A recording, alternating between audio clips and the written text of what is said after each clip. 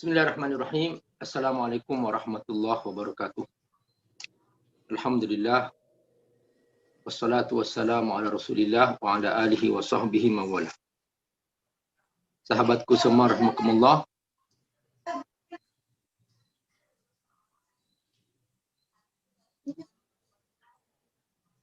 Sahabatku rahimakumullah. Ini saya buatkan sebuah skema supaya kita tidak lepas dari cara kita belajar Islam.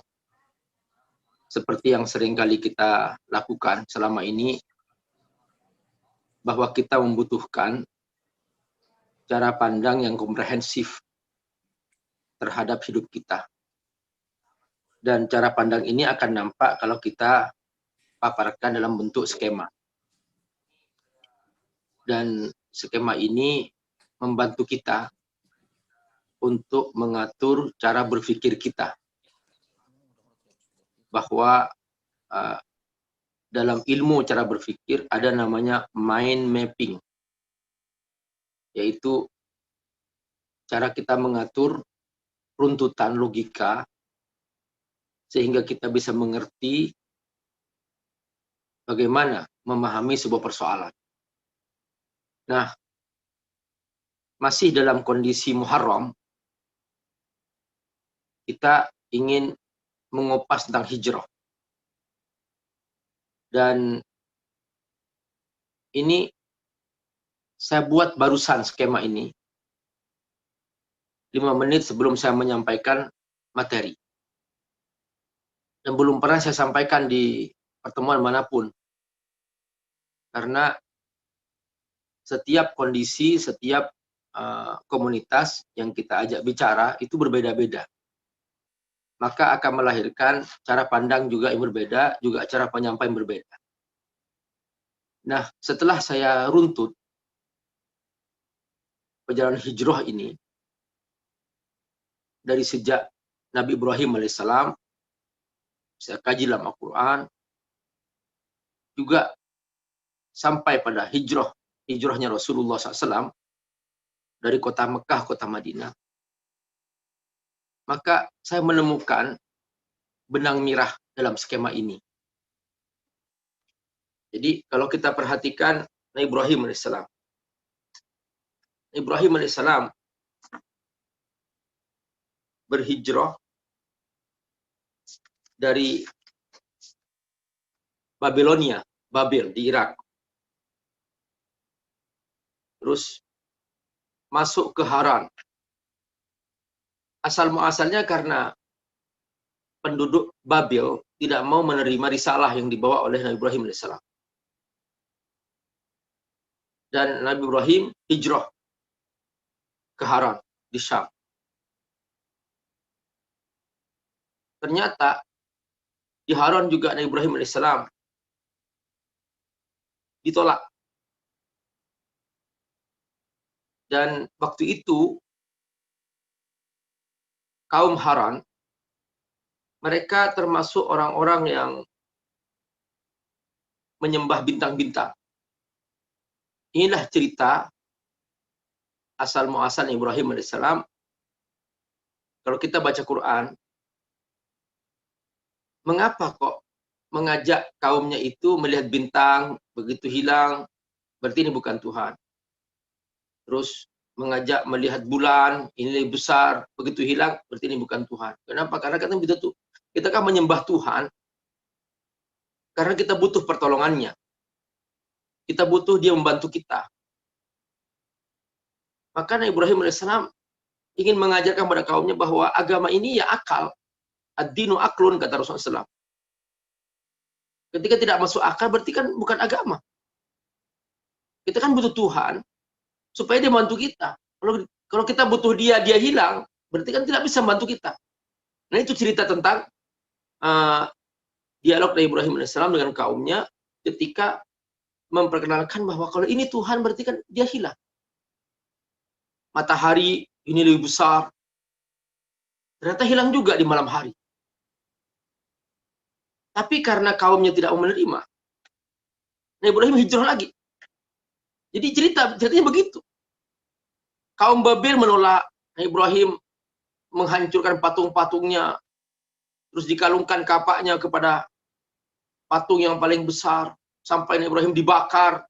Tapi karena Allah menghendaki Ibrahim alaihissalam tidak mati, maka Allah perintahkan api itu jangan panas, yang membakar Ibrahim alaihissalam, bahkan menyelamatkan Ibrahim alaihissalam. Qulna ya, Allah berfirman, ya naru kuni bardan wa salam ala Ibrahim. Wahai api, dinginlah dan selamatkanlah Ibrahim. Ibnu Abbas mengatakan, seandainya Allah berhenti pada titik ya naru kuni bardan, wahai api dinginlah, lalu berhenti di sini perintah Allah, maka Ibrahim akan mati kedinginan. Api pernah dingin dalam sejarah api karena perintah Allah. Allah yang bisa berbuat apa saja yang kata manusia mustahil, Allah bisa berbuat apa saja. Tapi sayang, banyak muncul dalam sejarah manusia, mereka tidak mau patuh kepada Allah, tidak ikut Allah. Bahkan para nabi pun diusir, sehingga timbullah hijrah itu. Dan Nabi Ibrahim hijrah lagi karena kaum Harun pun nggak menerima. Dari sini Nabi Ibrahim hijrah ke Mesir. Di Mesir ternyata menemukan raja yang suka mengambil istri orang lain. Sehingga dari sini Nabi Ibrahim tidak mau berlama-lama di Mesir. Sekalipun sang istri dijaga oleh Allah Subhanahu wa taala, yaitu Sarah. Dan Sarah berdoa kepada Allah dengan doa yang luar biasa, sehingga dilindungi oleh Allah Subhanahu wa taala, sehingga raja ini tidak mampu menyentuhnya. Tahu nggak apa yang terjadi? Di sini Sarah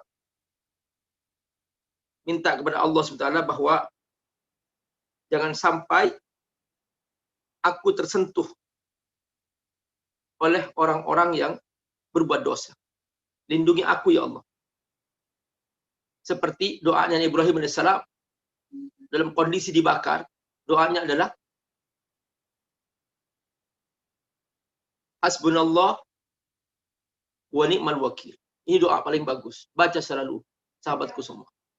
Hasbunallah wa ni'mal wakil. Cukuplah Allah sebagai pelindung kita. Cukuplah Allah sebagai wakil kita. Nah, ini ceritanya. Sahabatku semua, rahmatullah. Nah, terus Nabi Ibrahim alaihissalam hijrah karena kejujurannya mentaati Allah, kemudian sang istri juga kejujurannya menjaga kehormatannya, dikasih hadiah oleh raja, yaitu seorang budak namanya Hajar. Perhatikan, orang ketika istiqomah akan dihormati. Orang ketika tidak mudah menjual dirinya, menjual pikirannya hanya untuk kepentingan sesaat, akan dihormati, akan harum namanya. Tapi ketika seseorang terbiasa menjual dirinya,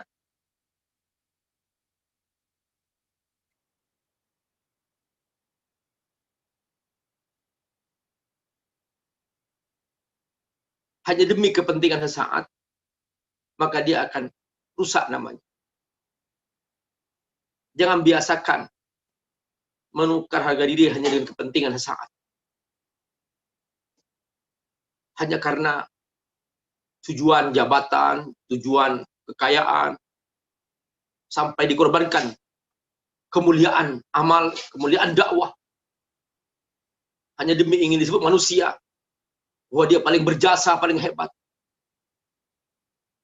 sehingga mengorbankan nilai yang paling mahal dalam hidupnya, yaitu iman, perjuangan, Saudaraku rahimakumullah. Orang ketahuan ketika ketemu gula. Sungguh tidak ada artinya seekor semut ketika dia berjalan. Tapi siapa yang mengantarkan dia ketemu gula? Namun sayang, ketika ketemu gula, dia lupa dirinya.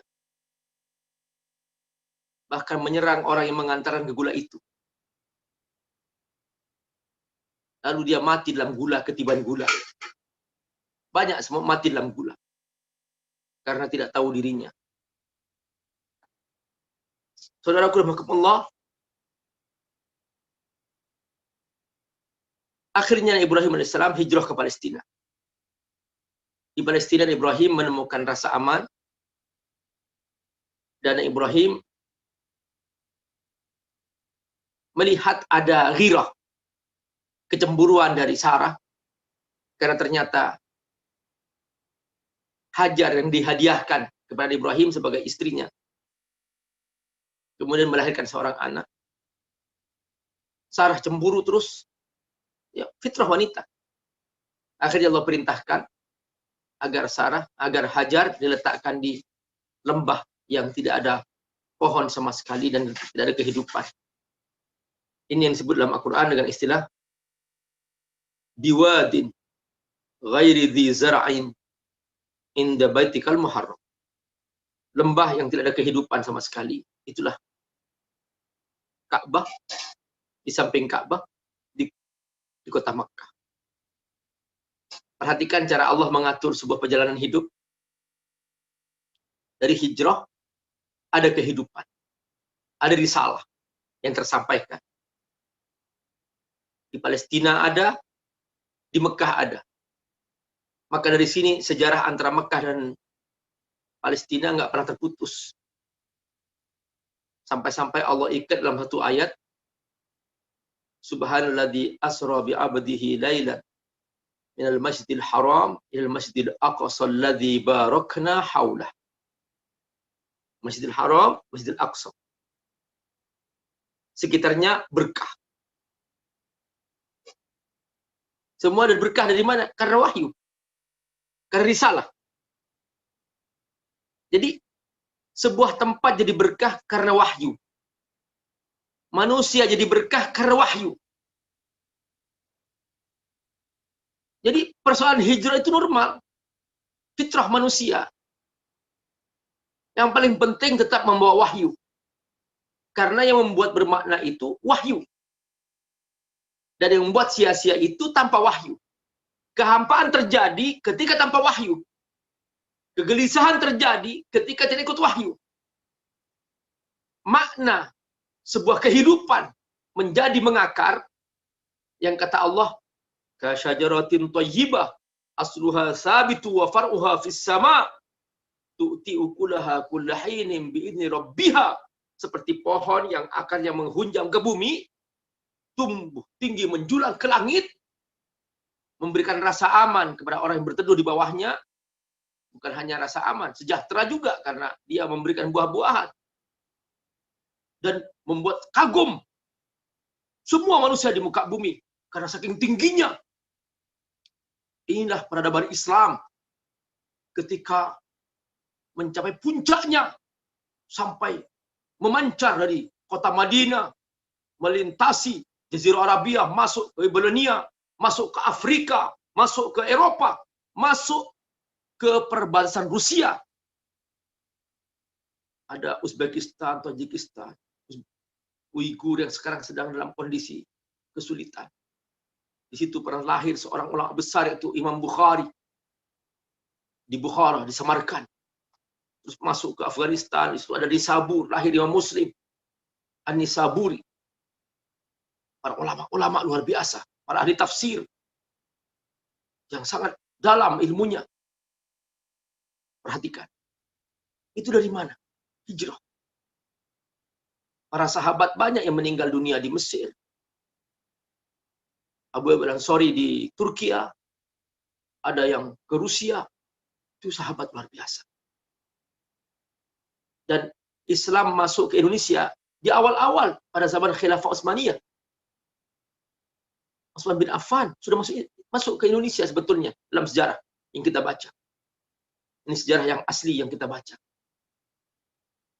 Jadi ini semua dari mana? Berkatnya hijrah. Dan sama ceritanya, karena wahyu. Nabi Muhammad SAW menyampaikan wahyu di kota Mekah. Ditolak oleh orang Mekah. Hijrah ke Madinah. Dan dalam proses hijrah itu tak terhitung jumlah pengorbanan para sahabat. Ada yang meninggalkan hartanya, meninggalkan bisnisnya, rumahnya, keluarganya. Udah, nggak mikir, nggak ngitung-ngitung lagi. Kenapa? Karena persoalan iman. Bahwa di atas semua nikmat yang Allah berikan, ada nikmat iman yang harus kita perjuangkan. Itulah wahyu. Itulah inti risalah, yaitu wahyu. Bahwa kita beriman kepada wahyu Allah, dan kita berjuang untuk itu. Sahabatku semua rahmatullah. Ini makna penting dalam kita mentaati Allah. Nah, setelah dibukanya kota Mekah, Nabi bersabda, La hijrata ba'dal fath. Tidak ada hijrah lagi setelah dibukanya kota Mekah. Maksudnya hijrah dalam arti yang terjadi pada zaman Nabi. Ditutup pintu hijrah setelah dibuka kota Mekah. Jadi kalau ada orang hijrah dari kota Mekah ke Madinah setelah dibuka kota Mekah, itu bukan hijrah. Artinya itu safar biasa. Itu maksudnya. Tapi Nabi memberikan suatu makna penting. Walakin jihadun waliyah. Tapi di dalamnya masih buka, yaitu jihad dan niat. Perhatikan di sini, jihadun waliyah. Jihadun waliyah. Dalam hadis lain Nabi bersabda, wal muhajiru man hajara ma nahallahu anhu. Dan seorang yang hijrah setelah ini adalah orang yang meninggalkan apa yang Allah haramkan. Tarkul haram. Nah, ini wilayah kita sekarang. Saat kita memasuki tahun baru Hijriah, wilayah kita ini 3. Niat, tarkul haram, jihad. Sahabatku subhanallah, tadi para qori telah membacakan tentang ayat yang memberikan semangat kepada kita tentang pentingnya makna jihad. Nah, sahabatku, mari kita bahas itu persatu. Tentang niat. La hijrata ba'dal fath. Walakin jihadun waliyah, kata Nabi. Tidak ada hijrah lagi setelah dibuka kota Mekah. Tapi masih ada perjuangan, yaitu niat dan jihad. Nah, niat ini di hati kita. Niat ini yang paling menentukan sebuah perjuangan. Bahwa ada 2 macam manusia dalam berjuang. Ada yang berjuang karena Allah. Ada yang berjuang karena kepentingan. Di zaman Nabi pernah terjadi. Ketika berbondong-bondong para sahabat hijrah. Begitu sampai di Madinah, Nabi segera mengumpulkan para sahabat. Dan langsung Nabi mengumumkan bahwa ternyata di antara yang hijrah ini tidak semuanya ikhlas. Ada yang hijrah karena kepentingan. Langsung Nabi bersabda, dan ini hadis terkenal sekali, diletakkan di setiap buku-buku hadis di bab pertama. Innamal a'malu binniyat. Sesungguhnya setiap amal tergantung niat. Wa innama likulli imri'in ma nawa. Bahwa setiap orang akan dapat pahala dari apa yang dia niatkan. Langsung Nabi memberikan contoh tentang hijrah. Faman kanat hijratuhu ila Allah wa rasulih. fahijratuhu ila Allah rasulih. Yang hijrah karena Allah, hijrah karena Rasulullah itu benar. Wa man kanat hijratuhu lidunya yusibuha, yang ingin dunia dapat dunia. Kalau dapat, kalau enggak ya sudah, enggak dapat hijrah. Dalam arti sebagai ketundukan kepada Allah Subhanahu wa taala. Imra'atin yankihuha.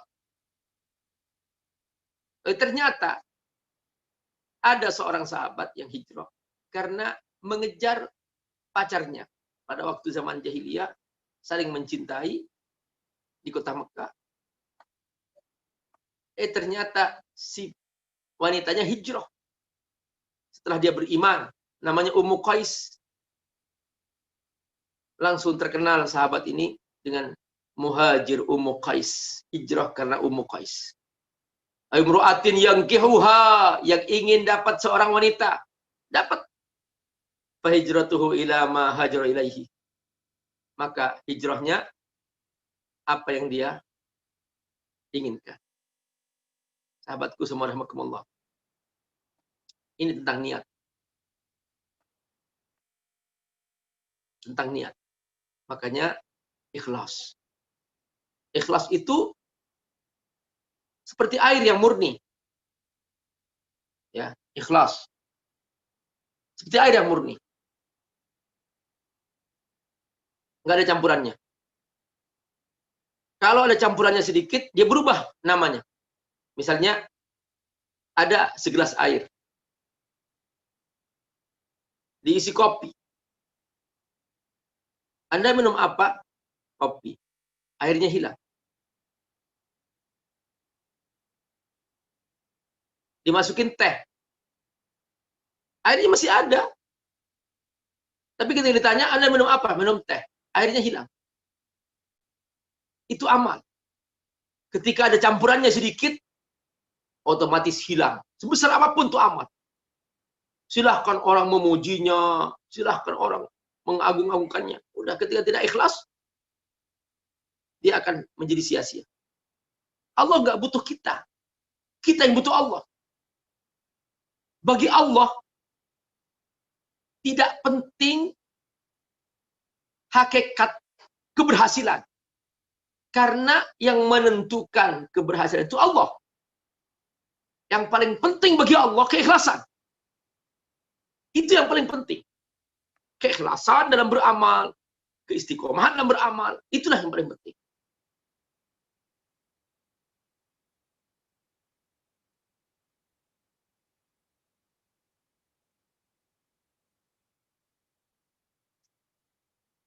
Nah, namun ikhlas tidak cukup. Harus dibantu dengan yang kedua dalam membangun niat yang benar. Yaitu adalah sehatul amal. Amal yang benar.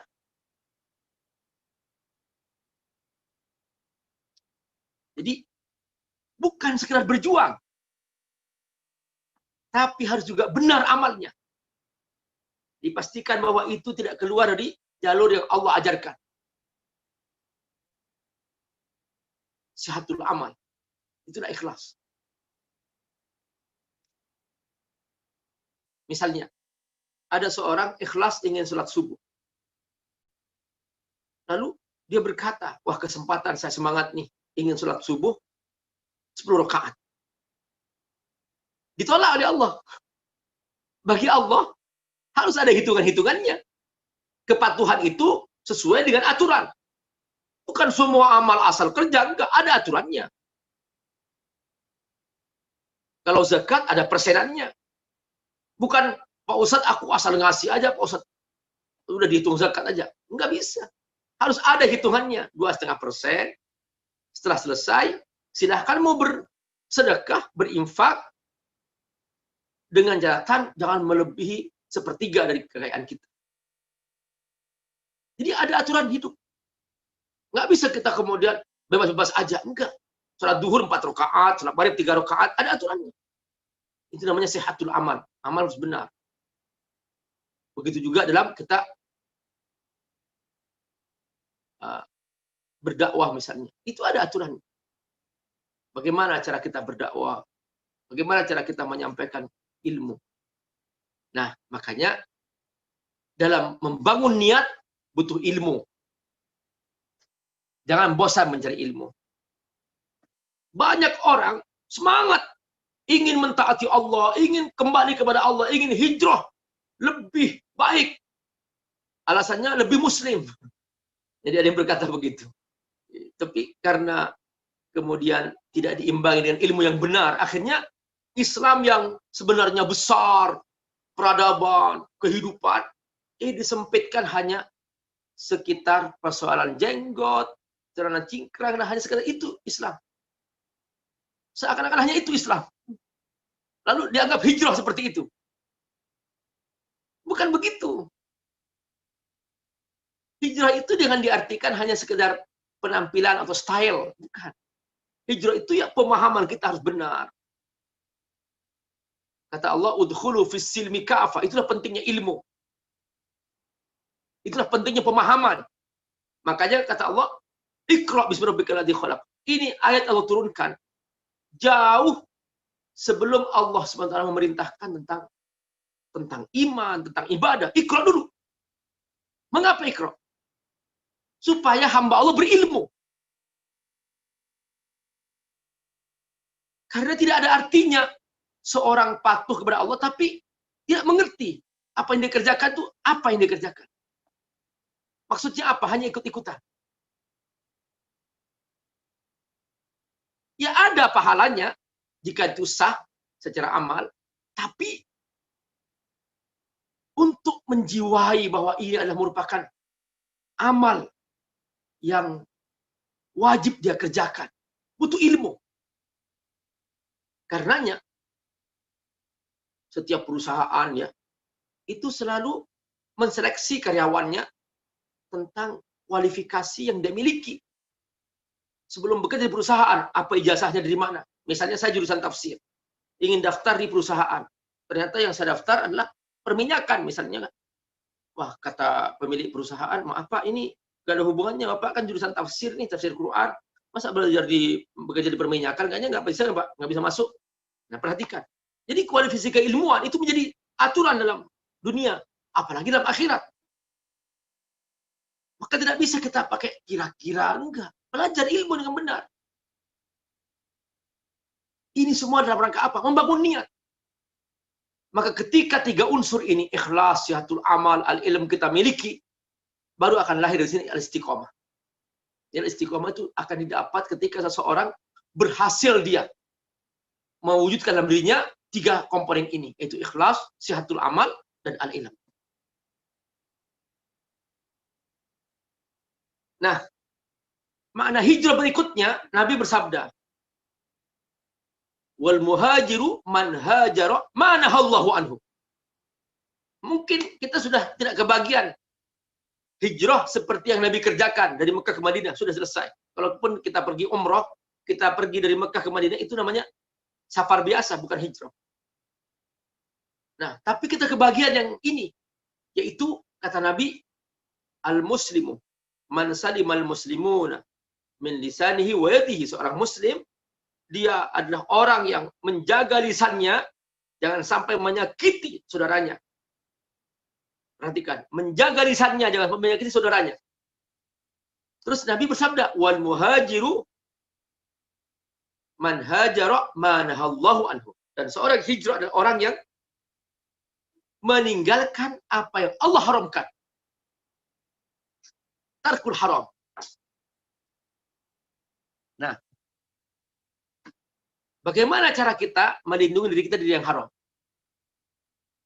Butuh sebuah lingkungan. Lingkungan ini rumah kita dan sekitar kita. Nah, banyak orang, banyak anak baik di pondok menghafal Quran, di sekolah menghafal Quran. Tapi ketika pulang ke rumah, lingkungannya main game. Akhirnya semua hafalannya hilang di rumahnya. Lingkungan tidak mendukung.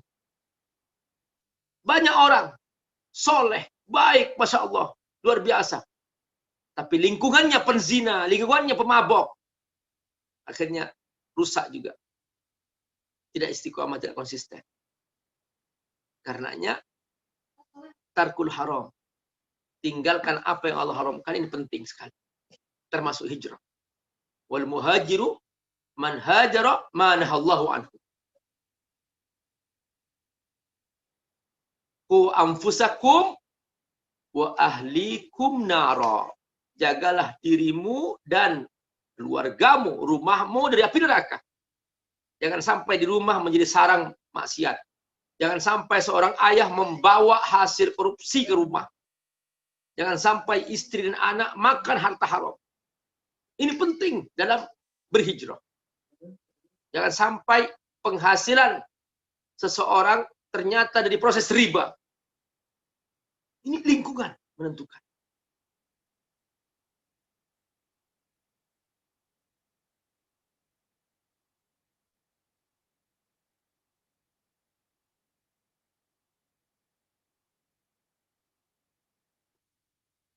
Sahabatku subhanallah, inilah namanya tarkul haram.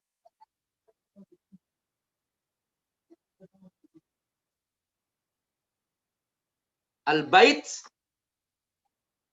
al-bi'ah. Nah, pembebasan ini disebut dengan istilah al-bara.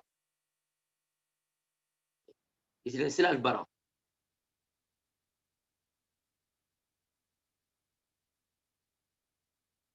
Sahabatku subhanallah, langkah berikutnya adalah yaitu kata jihad. Nah, ini sebetulnya banyak orang salah paham. Setiap mendengar kata jihad dianggap bahwa ini adalah identik dengan perang. Enggak. Jadi dalam ilmu fikih, dalam buku-buku fikih kalau kita bahas, ya, di situ ada bab namanya, jadi ada fikhul jihad. Jadi hidup ini dibagi dua. Ada darus silm, ada darul harb. Ada wilayah aman, ada wilayah perang. Nah, kalau wilayah perang, ya di situ berlaku jihad di mana kita. Jihad artinya perang. Tapi kalau wilayah aman, damai, tidak ada perang, maka yang berlaku adalah jihad di mana dakwah. Dakwah mencari harta yang halal, jangan sampai korupsi. Jadi itu jihad semuanya. Mencegah yang haram itu jihad. Karena kalau dibiarkan kemaksiatan akan terus merajalela.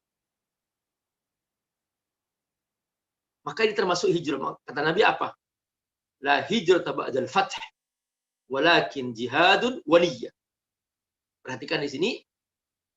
Jadi Nabi menghubungkan hijrah dengan kata niat, dengan kata dengan tarkul haram, dengan jihad. Nah, dalam kondisi damai ya, yang berlaku adalah fikih damai.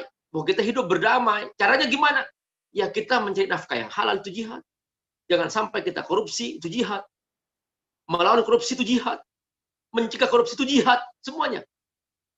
Terus berdakwah itu jihad. Memberikan pemahaman. Dakwah itu mesti memberikan pemahaman yang benar tentang Islam. Ya. Jangan kemudian ajaran Allah ini dianggap bahwa mengancam. Yang punya langit dan bumi kan Allah. Kenapa kok ajaran Allah dianggap mengancam? Itu kan kesalahpahaman. Nah, kita beri pemahaman, beri penjelasan. Sehingga mereka mengerti. Dulu orang-orang Barat, mereka ini benci sama Islam.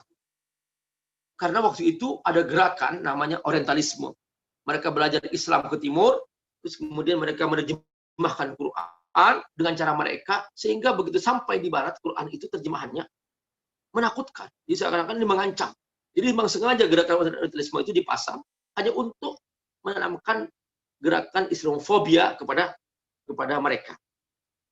Jadi untuk menghilangkan bahwa Islam ini berjasa dalam sejarah dunia gitu loh. Sampai sekarang masih ada gitu. Orang terpengaruh dengan itu. Tapi ketika sudah terbuka dengan musim internet sekarang, sudah nggak terbendung orang masuk Islam karena mereka menemukan kebenaran bahwa terjemahan-terjemahan yang mereka dapat dari orientalis itu salah semua. Maka mereka dapat terjemahan Quran yang benar sekarang. Akhirnya banyak orang masuk Islam. Mereka mencari Quran sekarang. Bahkan mereka mengakui bahwa kitab terbaik di muka bumi itu Quran. Sekalipun mereka belum masuk Islam. Perhatikan. Jadi menjelaskan kita orang Islam tidak diajarkan untuk menggunakan kekerasan, ancaman, enggak. Kita diajarkan mengancam. Kita diajarkan hanya berdakwah, mencari yang halal, mencegah kemungkaran, selesai. Nah, ini namanya al-wala. Jadi dalam konsep hidup itu ada al-wala, loyalitas, konsisten, istiqomah. Terus ada al-bara, pembebasan. Makanya dalam surah Al-Fatihah kita diajarkan apa?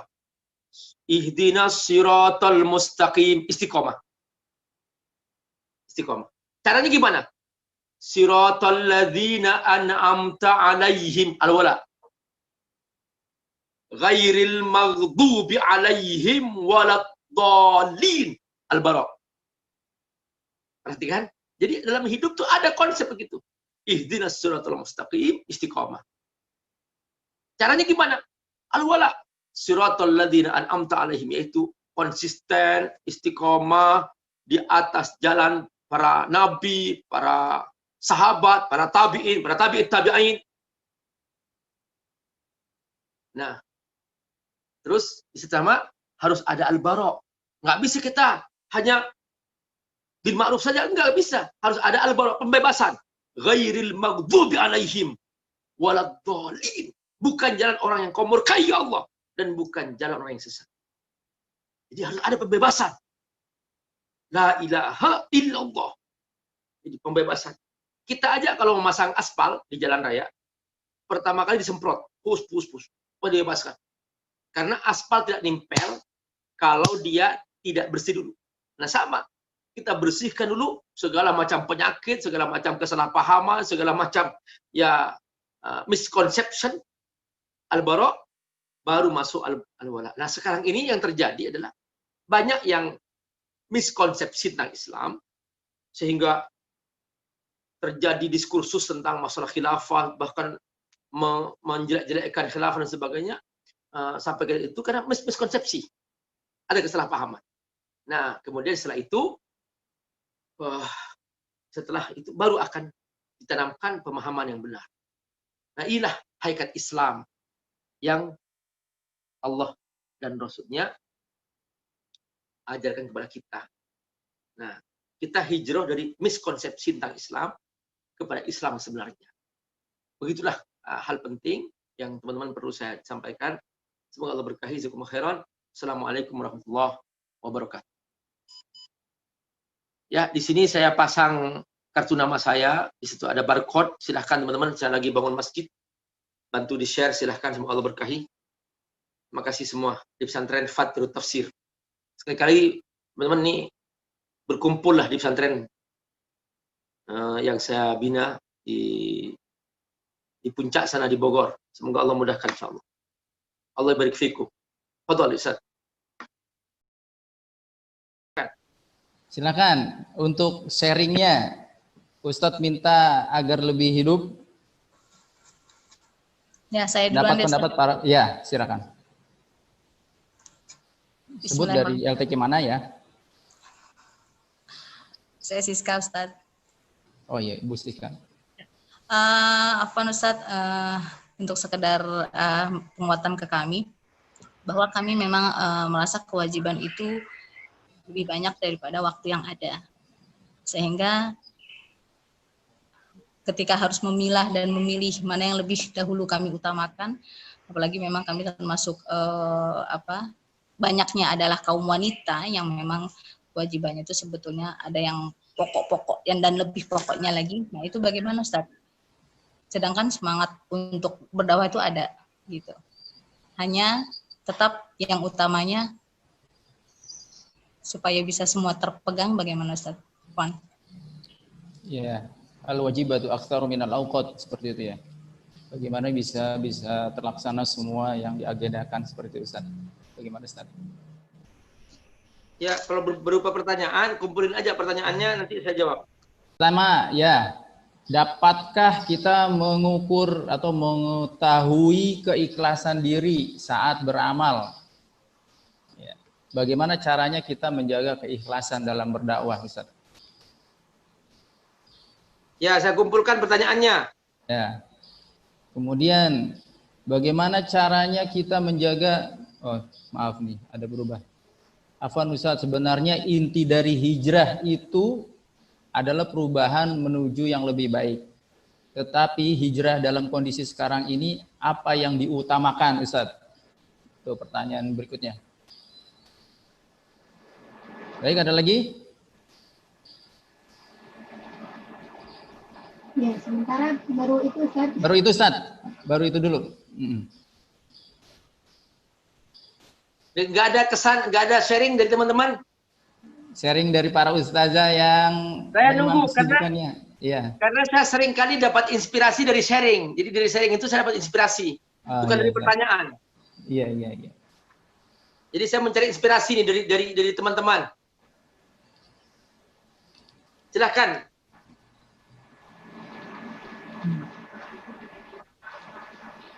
Silakan. Bagi para penuntut ilmu maupun pengajar, kesan-kesannya. Mungkin ada atau pengalaman ya pengalaman dalam hidup. Apa pengalaman dalam hidup? Dia pernah mengalami begini. Ya, pengalaman hidup bisa di-sharing juga Ya, terkait dengan materi. Ustaz. Iya, Saya dari Bekasi Utara, Bu Tuti. silakan Bu Tuti.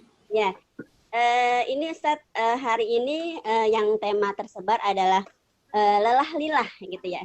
Jadi mungkin mohon penjelasannya, apa hubungannya antara hijrah ya, hijrah yang jadi pokok bahasan hari ini dengan lelah lilah gitu. Kan kita berharap di sini kemarin ajuannya bahwa di keadaan kita saat ini gitu ya, sebagai ibu rumah tangga, pengajar, dan sekaligus sekarang ini sebagai mengurus anak-anak di rumah, belajar di rumah gitu ya, dan ada kewajiban menghafal dan murojaah gitu. Jadi bagaimana kita menjadi sosok manusia yang hubungannya antara hijrah dan lelah lilahnya itu gitu. Mungkin itu Ustadz mohon penjelasannya lebih mendalam lagi di arah ke situ. Baik. Assalamualaikum warahmatullahi wabarakatuh. Waalaikumsalam warahmatullahi wabarakatuh. Ya, bismillahirrahmanirrahim. Alhamdulillah wassalatu wassalamu ala Rasulillah wa ala alihi wa sahbihi wa Saudaraku rahimakumullah, dalam pembahasan yang tadi saya sampaikan, di situ ada 3 kata. Ada al-istiqomah, ada al-bara', ada al-wala. Jadi apapun capek kita, kalau tidak didukung dengan keistiqomahan, itu sia-sia. Makanya kata Nabi, ada seorang yang dia itu wa inna ahadakum la ya'malu bi amali ahlil jannah hatta ma yakun bainahu wa bainaha illa dira'un fayamalu bi amali ahlin nar fayadkhulaha. Ada orang yang dari sejak awal berjuang siang malam sampai orang berkata, waduh dia pasti masuk surga, pasti masuk surga. Ternyata di bagian akhir dari episode kehidupannya itu dia berbalik arah. Dia pindah jalur. Dia pindah jalur ke neraka. Maka kata Nabi, akhirnya di bagian akhir itu dia mengerjakan perbuatan ahli neraka. Fayadkhuluha, akhirnya masuk neraka. Ini pentingnya istiqomah.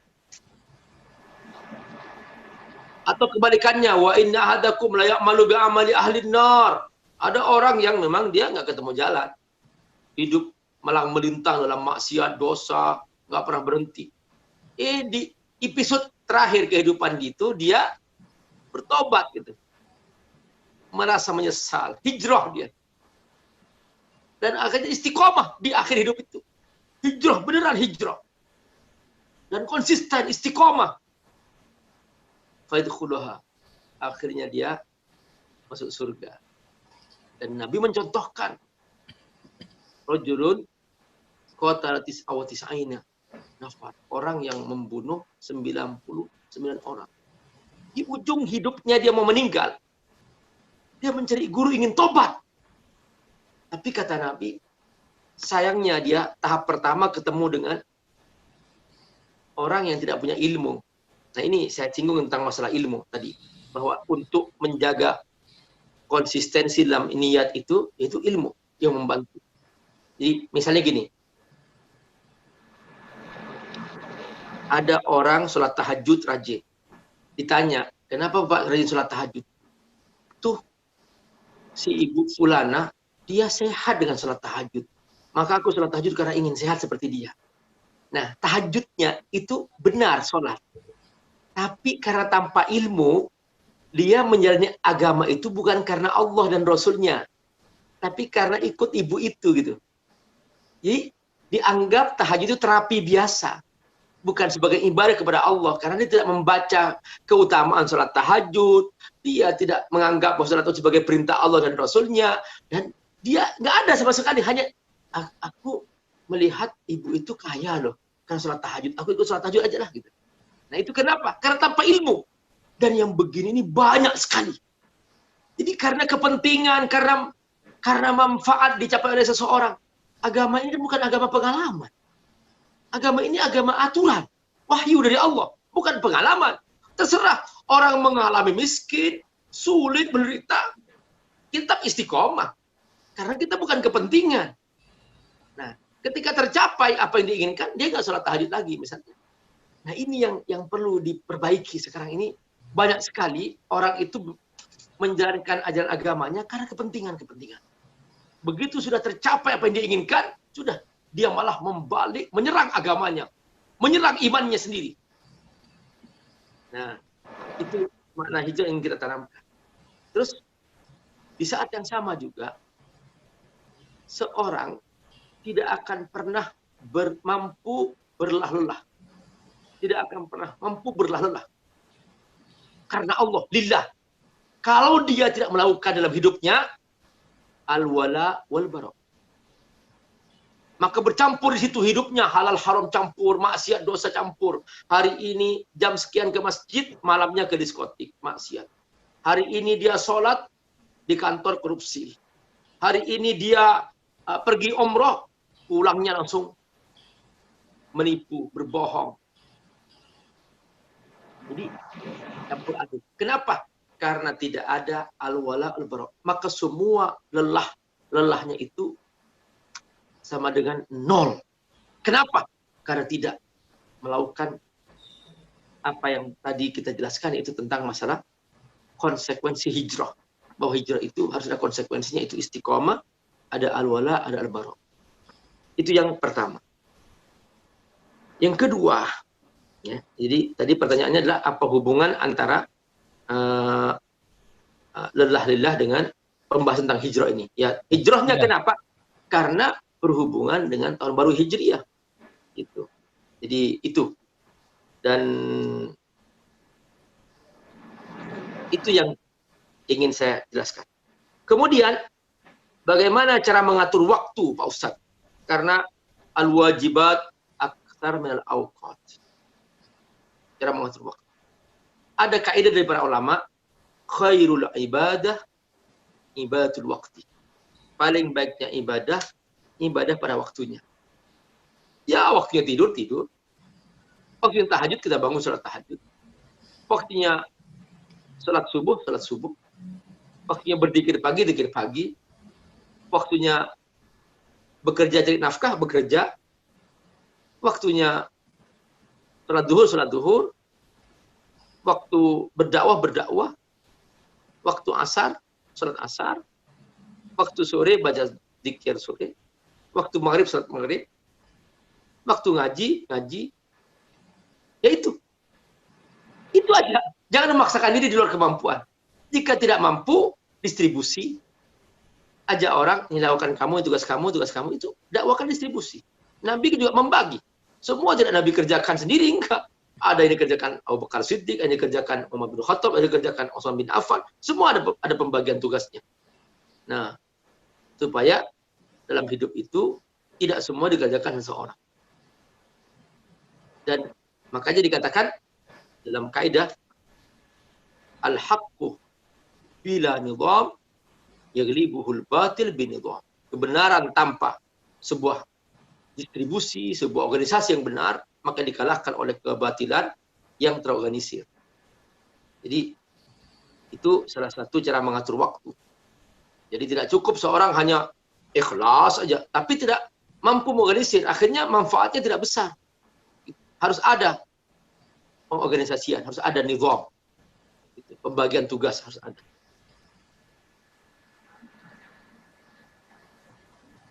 Bagaimana cara kita menjaga keikhlasan dan mengetahui bahwa amal kita ikhlas? Pertama, bahwa kita tidak pernah berniat kecuali karena Allah. Lillah. Itu ikhlas. Yang kedua, bagaimana cara supaya ikhlas? Caranya pertama adalah baca fadhailul a'mal. Baca hadis-hadis atau ayat-ayat yang menekankan tentang keutamaan amal. Misalnya kita mau sholat tahajud. Kita baca keutamaan sholat tahajud dalam Al-Quran, keutamaan tahajud dalam hadis, gitu. Bukan karena ikut-ikutan orang tahajud, enggak, bukan. Tapi karena kita tahu keutamaannya. Sekarang sudah mudah, tinggal googling aja keutamaan sholat tahajud, gampang. Yang kedua, baca kisah-kisah orang yang istiqomah. Para sahabat, para tabi'in, baca kisah-kisah mereka. Mereka membantu kita untuk menguatkan jiwa kita. Terus yang ketiga, cari teman yang dia memang orangnya ikhlas. Nyaman tuh. Kalau kita bersama orang ikhlas tuh enak. Gitu. Dia nggak hitung-hitungan, kerjanya Masya Allah, luar biasa. Membangun hati kita. Nah, itu tentang masalah cara menjaga keikhlasan. Kemudian, bagaimana cara kita hijrah sekarang, Ustaz? Yang paling penting sekarang itu hijrah apa? Pertama, hindari semua penghasilan haram. Itu. Yang kedua, hindari semua kesia-sia. Yang ketiga, hindari semua yang Allah haramkan.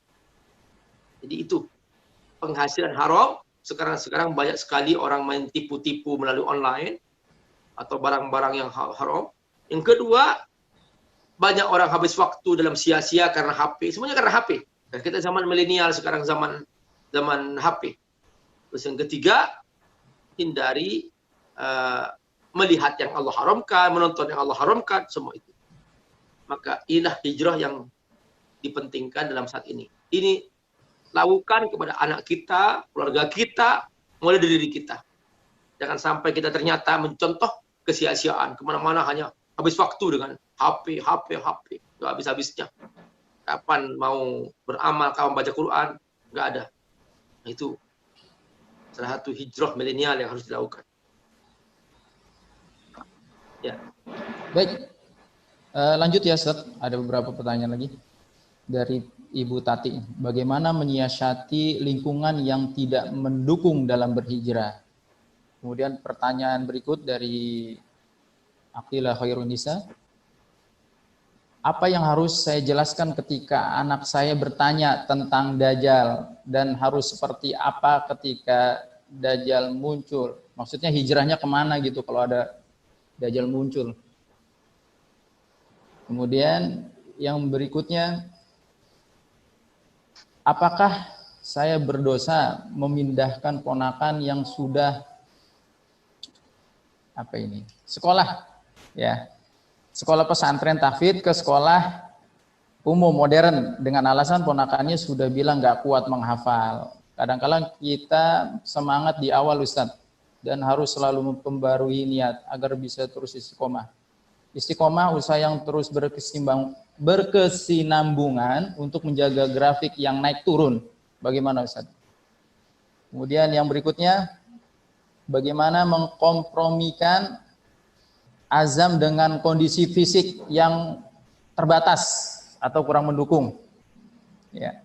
Misalnya berazam untuk murojaah dalam sholat malam namun badan tidak bisa diajak kompromi. tidak bisa kuat tahan lama seperti itu. Pertanyaan berikutnya, bagaimana caranya agar istiqomah menghafal Al-Quran? Ini yang sering dialami anak-anak saya dalam menghafal, sering merasa bosan. Bagaimana agar selalu termotivasi dalam menghafal Al-Quran? Yang berikutnya, bagaimana hukum bekerja di bank konvensional? Nih, ada lagi pertanyaan Ustaz. Mungkin itu dulu Ustaz ya. Silakan Ustaz.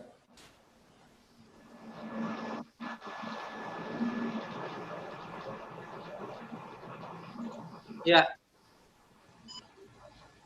Bismillahirrahmanirrahim. Alhamdulillah wassalatu wassalamu ala Rasulillah wa ala alihi wasallam. Pak Ustadz, bagaimana menyiasati lingkungan yang tidak mendukung? Pilihannya dua. Kita berusaha seperti ikan, hidup di lingkungan air laut yang asin, tapi ikan tidak asin. Dia tetap bertahan dengan dirinya sendiri. Yang kedua, kita berusaha mempengaruhi lingkungan. Kalau kita mampu mengajak mereka, berdakwah tengah-tengah mereka, itu bagus. Seperti Nabi hidup di lingkungan orang kafir Mekah. Dan Nabi berusaha berdakwah di sana. Dan padahal mereka ya sangat keras melawan Nabi, tetap Nabi berdakwah. Gitu. Kalau nggak sanggup, yang ketiga, yaitu dia hijrah. Ya. Tadi dua, saya tambah satu lagi, yaitu hijrah. Pindah ke tempat lain, di mana lingkungan itu menjadi nyaman. Makanya Nabi hijrah ke Madinah, karena di Madinah merasa lebih stabil, tidak terancam. Di Mekah banyak sahabat disiksa, dibantai. Maka dengan hijrah ke Madinah, alhamdulillah para sahabat menjadi aman dan bisa melaksanakan ibadah dengan baik dan tidak ada yang mengganggu.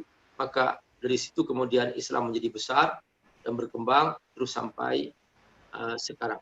Nah, yang kedua, bagaimana menjawab jika anak bertanya tentang Dajjal? Nah, Assalamualaikum. Dajjal ini adalah tanda pertama dari kiamat besar. Jadi ketika datang Dajjal, maka berarti sudah masuk ke tanda pertama dari kiamat besar. Semasih Dajjal belum muncul, maka ini masih termasuk tanda kiamat kecil. Ketika Dajjal sudah muncul, itu sudah termasuk tanda kiamat besar. Bedanya apa? Bedanya adalah ketika datang ke tanda kiamat besar, kata Nabi, kakharazatil aqad. Dia seperti kalung yang dipotong talinya, maka dia berjatuhan secara terus-menerus. Satu belum habis muncul berikutnya, satu belum habis muncul berikutnya, dan seterusnya. Sampai terjadi hari kiamat. Nah, Dajjal ini oleh Allah diberi banyak kelebihan sebagai fitnah. Sampai para nabi mengatakan, ma min fitnatin akbaru min fitnatil Dajjal. Tidak ada fitnah yang melebihi fitnah Dajjal. Sepanjang sejarah, Dajjal ini adalah fitnah yang paling besar, yang paling kuat pengaruhnya. Karena dia oleh Allah diberi kelebihan, dia bisa memerintahkan langit turun hujan, bisa memerintahkan bumi langsung tumbuh, rumput seketika menjadi perang rumput yang hijau, dan dia di bagian kanannya nampak seperti surga, bagian kirinya nampak seperti neraka. Jadi yang tidak ikut dia dilempar ke nerakanya, yang ikut dia dimasukkan ke surganya. Padahal kata Nabi, wa ana a'lamu min Dajjal. Aku lebih tahu daripada Dajjal tentang dirinya, bahwa sebelah kanan itu sebetulnya adalah tempat yang dingin, ya.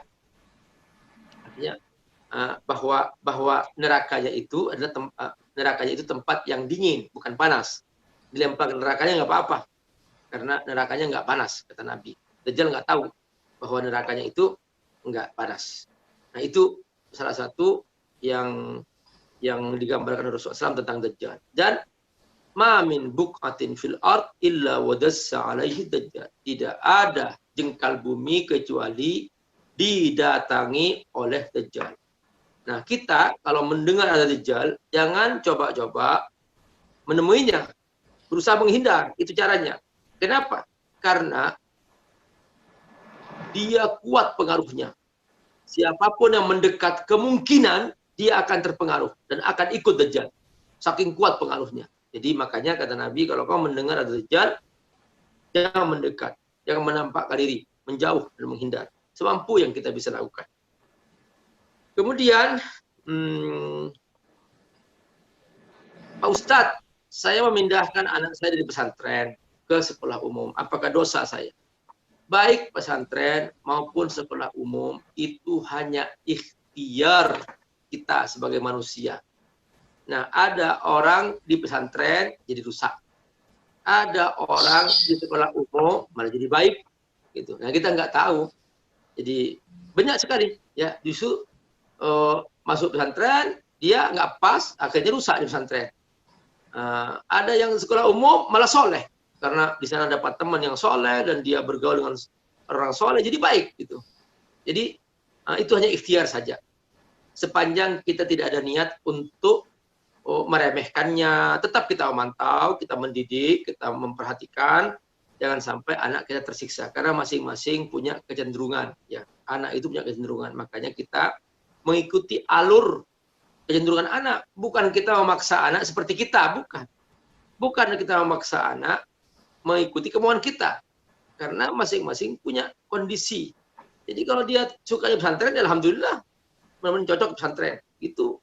Kalau sukanya di umum, ya kita rajin aja mantau, rajin aja kita mengikuti kondisinya, jangan sampai dia rusak di situ. Nah, itu dia. Jadi semua tergantung dirinya sendiri. Tidak ada pesantren yang bisa mencetak orang hebat kecuali dirinya sendiri. Dan tidak ada sekolah umum yang membuat orang bejat kecuali dirinya sendiri. Di mana saja, sekolah kemana saja, ke Harvard University, ke Oxford University, Cambridge University, silakan, ke Al-Azhar dan sebagainya, silakan.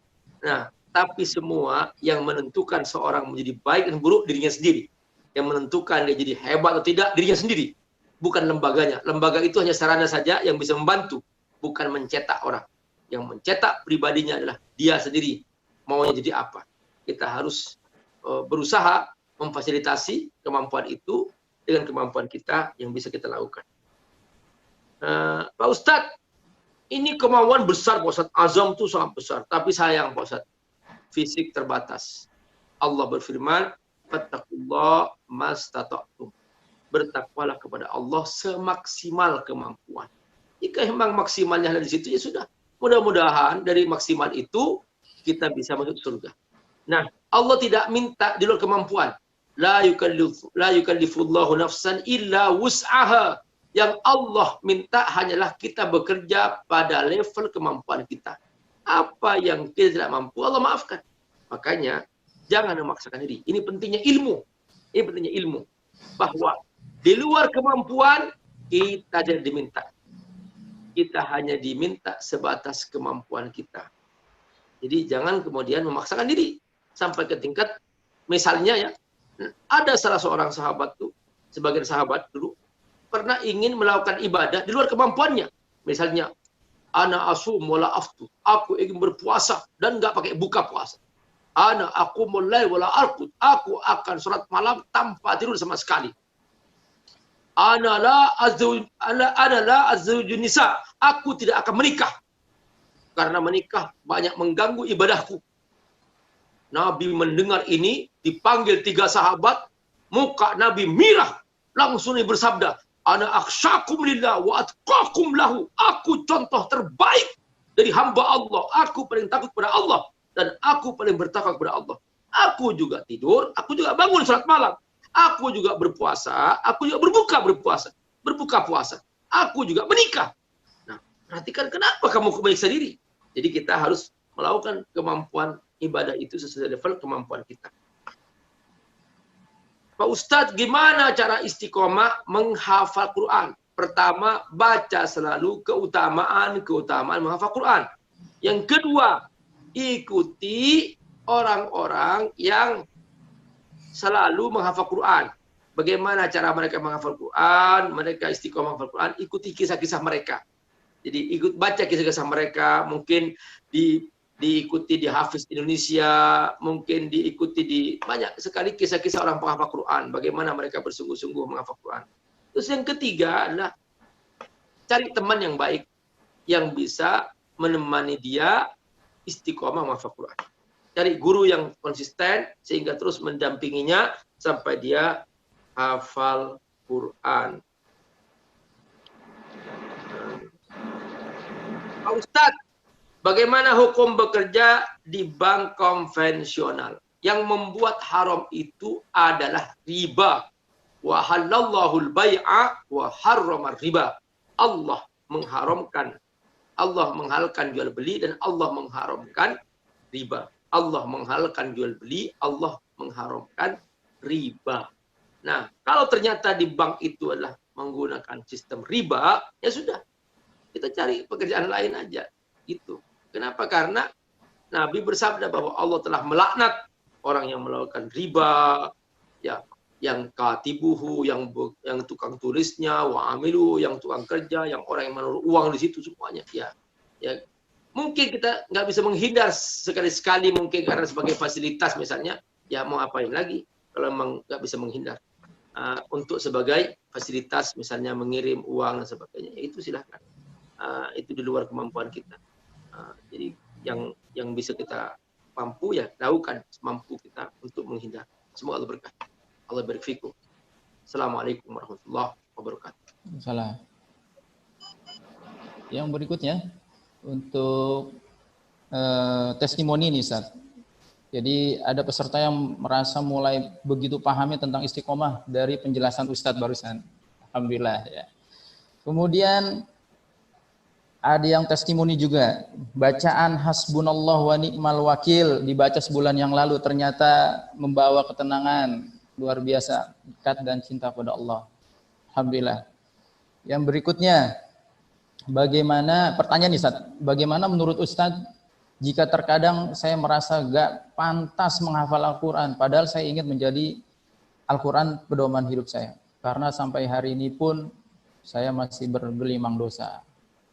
Yang berikutnya, bagaimana menyemangati murid yang agak susah belajar Al-Quran, sedangkan mereka sudah berusaha belajar karena setiap anak kemampuannya beda-beda. Pertanyaan berikutnya, Ustadz, pada umumnya para Ustadz dakwahnya hanya di lingkungan Islam saja, padahal Islam diturunkan untuk semua manusia. Bagaimana caranya kita berdakwah di luar Islam? Pertanyaan menarik. Yang berikutnya, apa hukum hutang dengan suami? Apakah wajib membayarnya, Ustaz? Tentang piutang. Kemudian, hutang pada suami? Iya, Ustaz. Punya hutang sama usaha. Istri berhutang pada suami? Iya, Ustaz. Yang berikutnya, apakah bisa dikatakan kembali kepada Al-Quran dan Sunnah yang disebut dengan hijrah tersebut? Kemudian, terkadang kita suka mengecilkan kemampuan, kapasitas. Padahal mungkin kita mampu. Bagaimana ini Ustadz? Tentang apa ya? Kayaknya nggak pede gitu dengan kapasitas diri. Itu Ustadz yang sudah masuk pertanyaan. Silakan.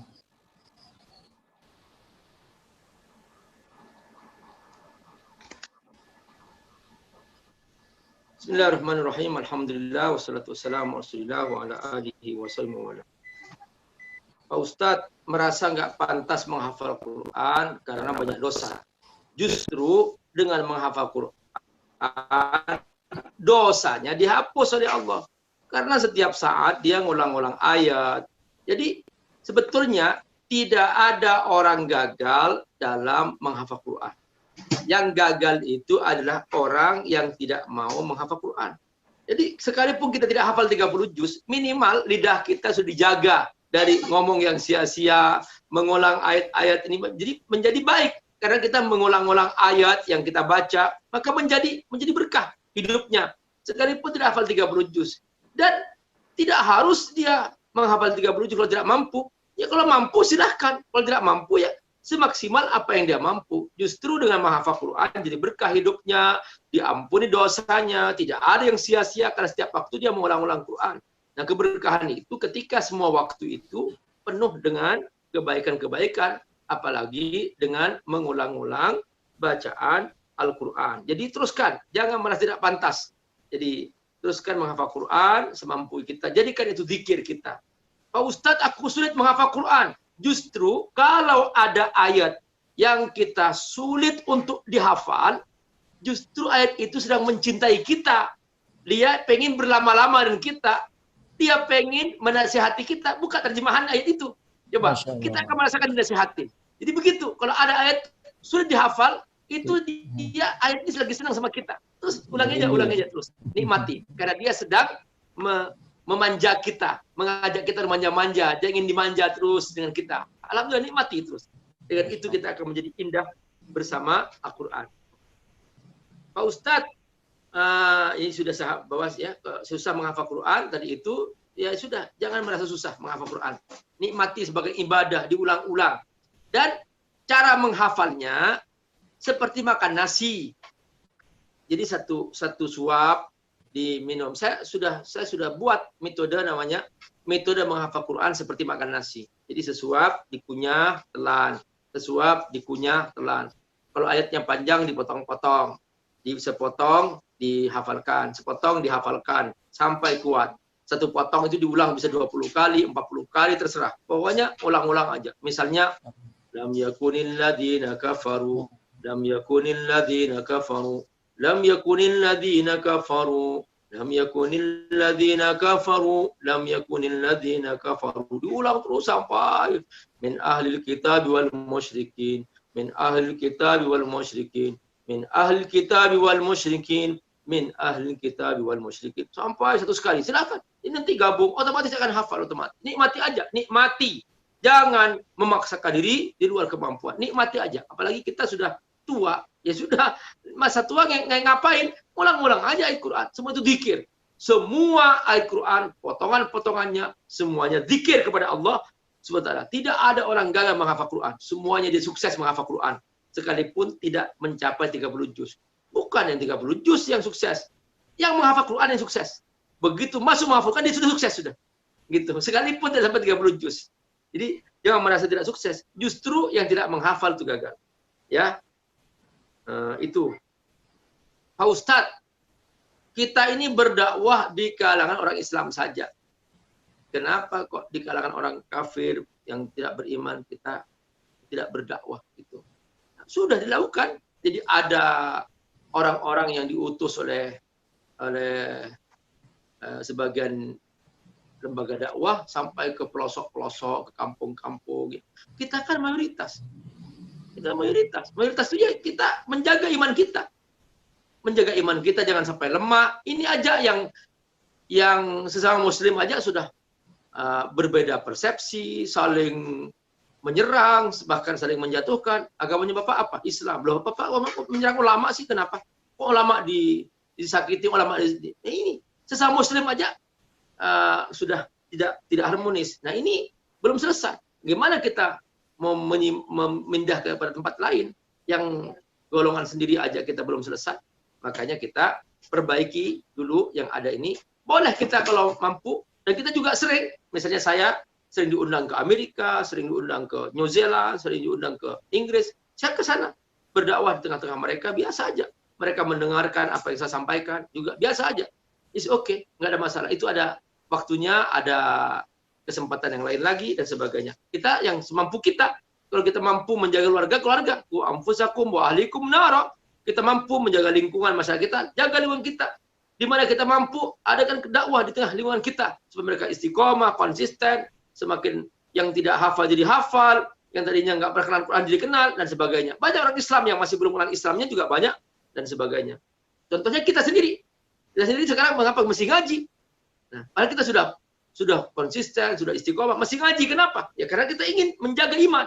Jadi ini sebetulnya adalah dalam hidup beriman, itu setelah kita beriman, seperti kita punya rumah. Kalau kita sudah bangun rumah, tadinya berjuang kita untuk bangun rumah. Nah, setelah kita punya rumah, maintenance, jaga rumah kita. Jangan sampai rumah kita rusak. Nah, seperti itu. Itu namanya maintenance. Harus ada. Kita berjuang punya mobil.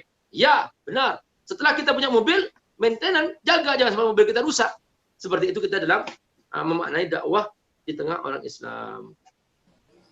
Hutang kepada suami, ini salah paham kayaknya. Semua istri harus di bawah tanggungan suami. Suami. Tidak ada istilah istri berhutang kepada suami, nggak ada. Nggak ada. Maka kalau ada istri kelaparan itu dosa suami. Itu Nafkah. justru istilah ada kebalik. Suami berhutang ke istri. Itu harus.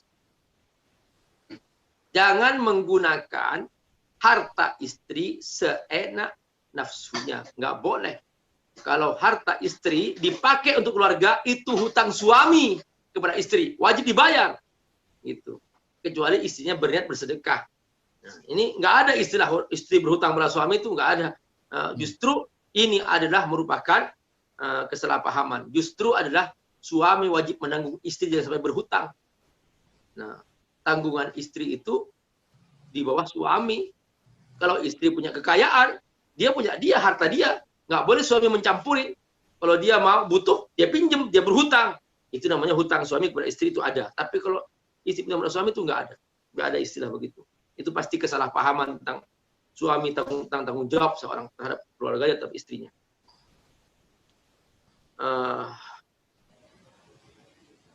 Pak Ustadz, sekarang ini lagi musim hijrah kepada Quran dan Sunnah. Itu gimana maksudnya Pak Ustadz? Maksudnya adalah bahwa dia dari tidak istiqomah kepada istiqomah. Dari tidak paham kepada paham. Pahamnya gimana Pak Ustadz? Mengikuti para ulama. Kalau di Indonesia, mazhab Syafi'i, ya sudah ikut mazhab Syafi'i. Ikut memahami fikih Syafi'i, memahami fikih para ulama di sini, ya sudah. Kalau di Pakistan, Hanafi, ya belajar fikih Hanafi.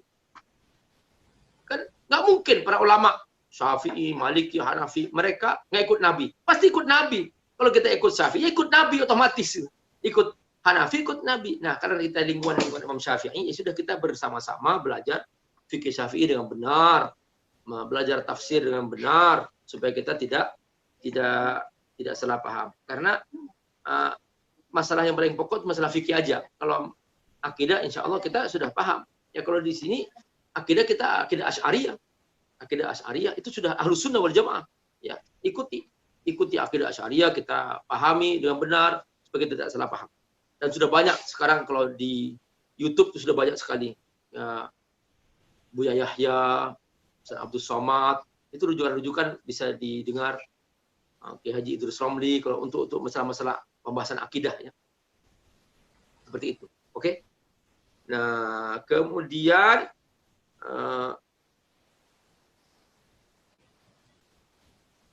tidak pede Pak Ustadz dengan kemampuan diri. Ya, jangan tidak pede. Lakukan apa yang dia mampu, itu aja. Jangan memaksakan diri. Pedelah pada kemampuan diri. Pede. Ada seorang anak namanya Najah di Hafiz Indonesia. Dia dikena cerebral palsy, lumpuh otak. Dia pede dengan kemampuan dia. Akhirnya dia hafal Quran 30 juz, bahkan hafal dengan nomor-nomornya, hafal dengan terjemahannya bahkan. Masya Allah, karena pede dengan kemampuan dia sendiri. Masa kita dikasih kesempurnaan, bisa punya mata, punya telinga, punya mulut, punya tangan, nggak pede ya? Apa yang kita cari apa gitu? Ya sudah. Jaga potensi kita dengan sesungguh-sungguhnya, lakukan dengan semaksimal kemampuan. Itu kita menjadi lebih baik. Semoga Allah berkati. Baik, yang berikutnya, Ustadz, bagaimana jika anak-anak di dalam dirinya yang muncul saat menghafal Al-Quran hanya untuk memenuhi kewajiban hafalan di sekolah dan kurang perhatian terhadap ilmu tajwidnya karena dalam menghafal sulit katanya. Kemudian yang berikutnya,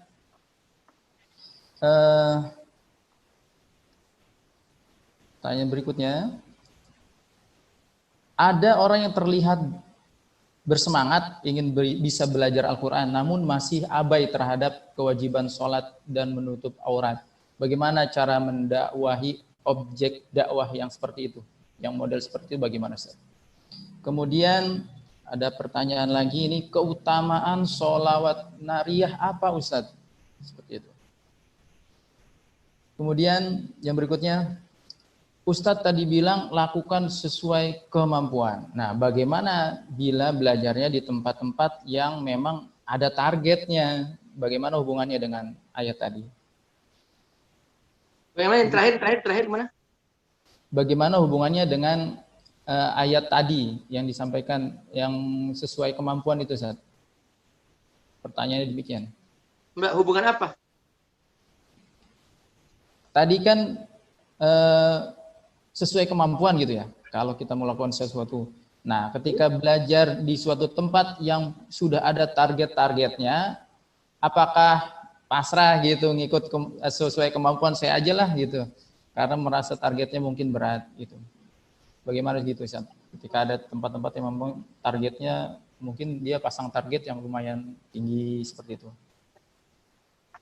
Baik, yang berikutnya sharing nih, Ustaz. Alhamdulillah saya dinasihati oleh ibu yang membaca zikir pagi petang. Alhamdulillah banyak kemudahan yang saya rasakan, ya. Kemudahan dalam kehidupan ya. Tokonya juga lancar ya. Anak bisa kuliah dengan yang sesuai diinginkan dan lain sebagainya. Itu sharingnya. Kemudian sharing yang berikutnya, saya punya pengalaman ketika bergabung dalam pembahasan RUU PRT di mana banyak tergabung orang-orang kiri. Mereka asing dengan keberadaan saya selalu berlindung tetap istiqomah. Alhamdulillah tetap seimbang. Wah, ini sepertinya medan dakwah yang memang luar biasa ya. Hanya sharing saja. Kemudian yang berikutnya, saya lihat dulu Ustaz. Bagaimana hukum menentukan kepastian kalau Dajjal itu akan datang tanggal sekian, tahun sekian, sementara Allah hanya memberikan tanda kemunculannya saja dan Rasul pun tidak mengetahui kepastiannya? Itu pertanyaan Ustaz. Yang berikutnya, sebentar Ustaz.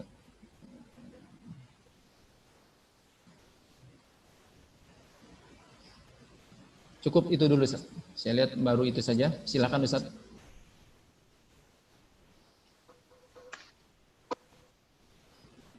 Ya, bismillahirrahmanirrahim. Alhamdulillah wassalatu wassalamu ala Rasulillah wa ala alihi washabihi. Pak Ustadz, ini tajwidnya belum baik. Tapi sudah menghafal Quran, Pak Ustadz. Ikuti urutan dalam kita menghafal Quran. Tahap pertama, pastikan bahwa makharijul huruf kita benar. Tahap kedua, bahwa tajwid kita benar. Tahap ketiga adalah membaca kita sudah lancar. Tahap keempat adalah kita sudah mulai bisa menghafal Al-Quran. Jadi, jangan dipaksa anak yang masih merangkak berlari kencang. Belum waktunya. Dia nanti patah-patah. Orang yang sudah terlanjur hafal, tajwidnya banyak salah, jauh lebih sulit memperbaiki daripada memulai hafalan baru. Jadi ketika dia sudah hafal 1 juz, 2 juz, tajwidnya salah semua, maka dia bolak-balik nanti dia akan capek mengulangi lagi. Makanya tahapan-tahapan itu diikuti. Jangan memaksakan diri di luar batasnya, di luar levelnya. Jadi jangan dipaksa orang timpang berlari kencang. Jangan dipaksa orang buta itu melihat. Karena memang masing-masing ada levelnya seperti itu. Jadi ngikuti kita aturan-aturan itu. Ada kelas TK, ada kelas SD, kelas SMP, kelas SMA. Ini baru TK sudah masuk kuliah universitas. Gimana? Ya nggak bisa. Nggak akan normal dalam hidupnya. Dia akan terpaksa dan bahkan akan merusak dirinya sendiri.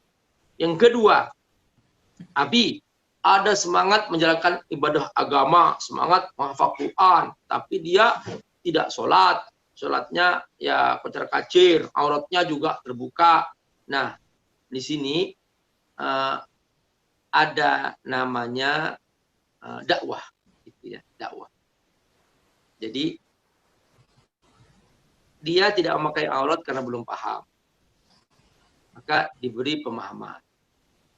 Dia tidak sholat karena belum paham, karena dia tidak diajarkan, belum ada yang ngajarin, sehingga dia nggak paham. Gitu. Nah, tapi dia tertarik ikut kegiatan Quran, ya sudah ikuti aja. Kenapa? Karena memang dia masih pahamnya di situ. Dia masih ngikuti di situ. Siapa tahu dengan bersentuhan dengan teman-temannya, kemudian dia bersinggungan dengan pengajian di situ, akhirnya dia lama-lama paham tentang sholat, akhirnya dia sholat. Nah ini namanya fiqhud dakwah. Jadi ada fiqhud dakwah, ada fiqhul jihad. Kalau fiqhud dakwah, dia di alam damai. Kalau fiqhul jihad, di alam perang. Jadi jangan dibawa fikih perang ke dalam alam damai. Jadi kocar-kacir ke sana sini bawa bom, meledakkan sana, meledakkan sini. Kenapa? Karena salah alamat. Dia membawa fikih perang ke dalam tempat yang damai. Makanya ulama fikih membagi dua itu, darul harb, darus silm. Darus silm pakai fikih dakwah dalam suasana damai, aman, pakai fikih dakwah. Kita bertetangga, berteman, itu semuanya fikih dakwah. Kita nggak bisa maksa orang untuk sama dengan kita. Enggak. Nabi saja itu nggak memaksa pamannya.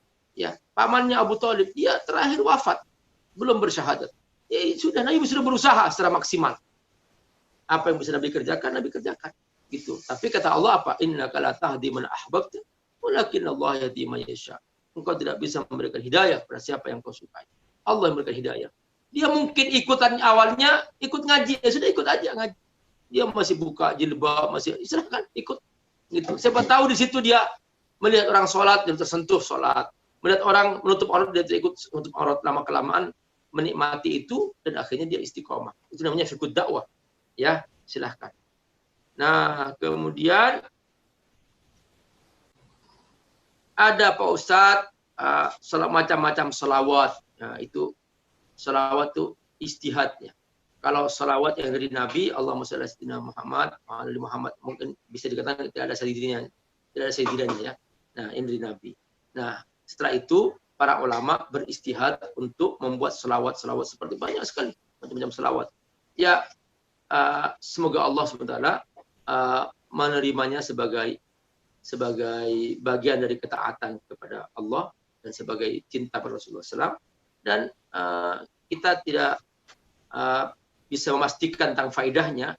Ya, yang jelas kalau kita baca selawat, kata Nabi, man shalla alaihi salatan shallaitu alaihi asyra. Siapa yang berselawat kepadaku, sekali aku akan membalas 10 kali selawat. Itu faedahnya. Nah, apapun bentuk selawatnya, ya silahkan kita, para ulama telah beristihad untuk itu. Mudah-mudahan Allah telah menerima sebagai amal soleh. Kemudian target, ya. Sini target dan kemampuan. Nah, di sini tentunya para penyelenggara tahfiz itu dia mengklasifikasi kemampuan anak dan nanti setelah itu disesuaikan dengan targetnya. Seperti itu. Jangan kemudian dipukul rata. Karena kalau dipukul rata, ya ada yang nggak mampu. Nanti dia terpaksa malah kemudian diputus asa. Sebaiknya bagi yang tidak mampu diberi target kecil, bagi yang mampu diberi target besar. Misalnya kita mau menggalang sedekah. Nah, targetnya apa? Masing-masing harus bersedekah 10 juta misalnya. Enggak ada orang bersedekah, pulang semuanya. Akhirnya nggak dapat apa-apa dia. Nah, mending kita disesuaikan. Yang sudah yang mampu 1000, yang mampu 10.000, silahkan dapat apa yang didapatkan. Nah, seperti itu. Sesuaikan dengan kondisi di mana kita hidup. Target itu sesuai dengan kemampuan yang ada. Bukan menentukan target di luar kemampuan, itu juga salah. Tidak benar kita memaksa orang di luar kemampuannya. Karena ini ketentuan Allah Subhanahu wa ta'ala, ini sunnatullah. Pak Ustadz, bagaimana menentukan tanggal, tahun terjadinya tanda-tanda kiamat? Itu haram. Tidak boleh kita meramal tanggal dan tahun kapan munculnya tanda-tanda kiamat itu. Yang jelas, tanda-tandanya pasti terjadi karena itu sudah Rasulullah ceritakan dalam hadis. Nah, dalam hadis sahih. Tapi tanggalnya tidak ada yang tahu kecuali Allah Subhanahu wa ta'ala. Bahkan Nabi sendiri ketika ditanya oleh orang kafir Mekah, Muhammad, kapan tanggal kiamat? Nabi bertanya kepada Allah. Allah menjawab, yas'alunaka 'anis sa'ati ayyana mursaha fima anta min dzikraha ila rabbika muntahaha. Muhammad, kau tanya kapan tanggal kiamat? Nah, kamu itu nggak berhak memberitahukan tanggal itu. Hanya aku yang tahu, Muhammad. Begitu Allah tegur. Kenapa? Karena yang tahu tanggal itu hanya Allah. Makanya semua ulama bersepakat haram hukumnya. Meramal-ramal tanggal, tahun, dan sebagainya. Itu tidak ada. Itu haram hukumnya. Karena yang tahu hanya Allah subhanahu wa ta'ala. Semoga Allah berkahi. Insyaallah. Baik, yang berikutnya Ustaz. Bagaimana cara mengajak suami supaya sama-sama berhijrah? Jadi jangan satu ngegas, satu ngerem gitu. Supaya kompak. Ayo kita sama-sama berhijrah lebih baik lagi. Bagaimana caranya mengajak suami? Mungkin ada rasa gimana gitu ya, karena istri yang menyampaikan. Kemudian yang berikutnya dari Asmita nih. Ustadz, jika kita ingin memiliki iman seperti Rasulullah dan para sahabat terdahulu, benarkah kalau kita mempelajari Al-Quran terlebih dahulu? Terus selain itu apa yang harus kita pelajari lagi? Bahasa Arabkah atau apa? Oh, yang ditanyakan tahapan-tahapan ya Ustadz. Untuk bisa mencontoh para generasi salafus soleh. Ya, dua itu Ustadz yang sudah masuk pertanyaan. Silakan.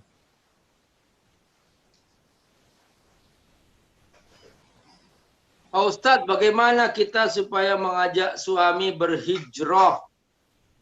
Panggil pihak ketiga. Datang bersilaturahim dengan Ustadz siapa yang dikagumi oleh suaminya, nanti ngobrol-ngobrol di situ. Minta nasihat Ustadz yang bisa memberikan panduan kepada suaminya sehingga suaminya berubah. Karena biasanya suami itu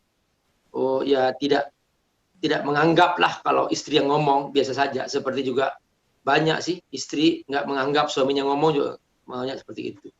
Bukan karena tidak cinta, ya. bukan karena tidak cinta, tapi karena sudah ketahuan kartunya, ya. Di rumah berdua ya biasanya nggak didengar. Istri tidak mendengar apa kata suami tidak mendengar apa kata istri, itu biasa. Makanya harus ada pihak ketiga. Silaturahim kepada seorang ustadz, ngobrol, Pak Ustadz gimana, tolong bantu aku Pak Ustadz, ini supaya aku lebih baik, lebih soleh nih, ingin bersama suami lebih baik. Ya sudah, nanti minta supaya diberi panduan, kemudian setelah itu di muhasabah, dikontrol, karena itu butuh istiqomah ya, butuh istiqomah, butuh kontrol dan sebagainya, butuh muhasabah sehingga bisa konsisten. Itu cara terbaik. Dan juga baca kisah-kisah, baca berdua kesepakatan sama istri dan suami. Ayo kita buat visi misi di rumah kita. Ada visi jangka pendek, ada visi jangka panjang. Misalnya, ayo kita tentukan bulan ini kita hatam 1 juz misalnya, hatam 30 juz misalnya. Ayo kita hatam, sepakat sama suaminya sehari 1 juz. Begitu, dibuat kesepakatan. Sehingga kalau tidak ada kesepakatan, sulit untuk menegur. Tapi kalau ada kesepakatan, kita mudah menegurnya. Itu juga baik. Kesepakatan misalnya, ayo kita hadir ke pengajian fulan, sekalipun seminggu sekali. Sepakati. Hari itu kita khususkan, sepakat berdua, kita pergi ngaji. Begitu. Kita ngaji ke Ustadz fulan, misalnya, ayo kita ngaji. Nah, seperti itu, kesempatan itu akan membantu untuk bisa suami hijrah dan istiqomah. Nah, kemudian baca kisah-kisah para sahabat, para tabi'in di rumah. Dan dengan membaca itu, insya Allah kita akan tergerakkan, kita akan mudah memperbaiki diri. Karena sampai sekarang saya sendiri, itu saya masih baca setiap hari kisah-kisah para sahabat. Itu luar biasa, memberikan inspirasi, memberikan dorongan dan motivasi supaya kita lebih istiqomah. Semua kita butuh itu. Sebab kita butuh contoh-contoh yang hidup. Dan para sahabat itu adalah contoh yang masih hidup dengan kita membaca kisah-kisah mereka.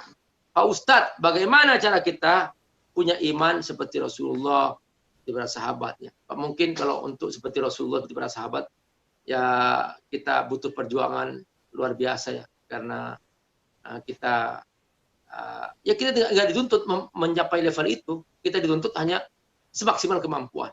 Fattakullah mastata'tum. Kita dituntut semaksimal kemampuan. Sekarang ini, kalau kita mencari misalnya seorang yang selevel para sahabat, selevel Rasulullah, kayaknya sulit ya. Jumlah orang Islam itu sebanyak 1,3 miliar. Jadi satu orang aja kita sudah hampir bisa dikatakan nggak ketemu sekarang itu. Ya kita berusaha semaksimal kemampuan dengan mencontoh perbuatan baik mereka dan memperbaiki pemahaman kita mungkin selama ini masih parsial tentang Islam, masih belum lengkap tentang Islam, ya kita lengkapi dengan cara ngaji kita bersungguh-sungguh. Ya jangan hanya diartikan Islam itu hanya sekitar jenggot, celana, hanya itu, bahwa Islam ini keseluruhan. Islam itu ya adalah dagang, Islam itu adalah ya pasar kita, di pasar jangan menipu, di pasar jangan berbohong. Islam ya di kantor kita jangan korupsi, Islam di jabatan kita jangan berbuat dolim, jangan menipu dan sebagainya. Ya apapun level-level kita, profesi kita, berusaha kita ikut aturan yang Allah telah tentukan supaya kita tidak dianggap berdosa dan supaya kita tidak sia-sia hidup. Apa yang kita hidup hanya sebentar di dunia, lalu kemudian kita merusak diri kita untuk yang sia-sia. Semoga Allah menjaga kita semua insya Allah.